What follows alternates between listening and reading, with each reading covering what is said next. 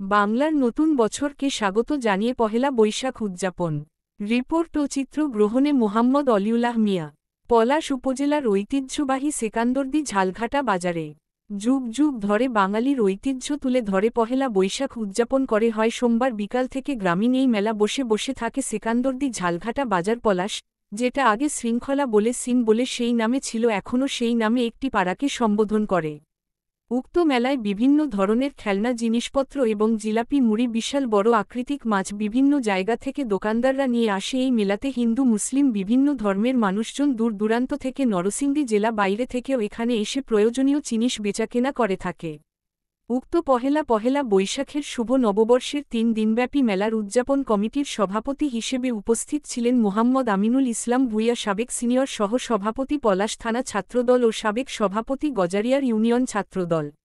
সাধারণ সম্পাদক হিসাবে উপস্থিত ছিলেন ডাহ মোহাম্মদ আনিসুজ্জামান আল আমিন, সভাপতি গজারিয়া ইউনিয়ন যুবদল ও সভাপতি সেকান্দরদি ঝালঘাটা বাজার। সার্বিক সহযোগিতায় ছিলেন এলাকার ব্যক্তিবর্গ। আরও উপস্থিত ছিলেন বিএনপির সকল নেতৃবৃন্দ।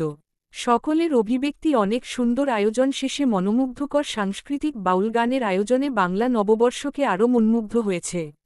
বাউল গানের শিল্পী জাতীয় স্বর্ণপদক পুরস্কারপ্রাপ্ত আপন কুমার বিশ্বাস ও তার সাথে গান করেন সোহরাব হোসেন। আরও গান করেন এলাকার সন্তান মারুফ শাহ। সকলের আয়োজনের সুন্দর একটি অভিব্যক্তি সকল ব্যক্তিজন।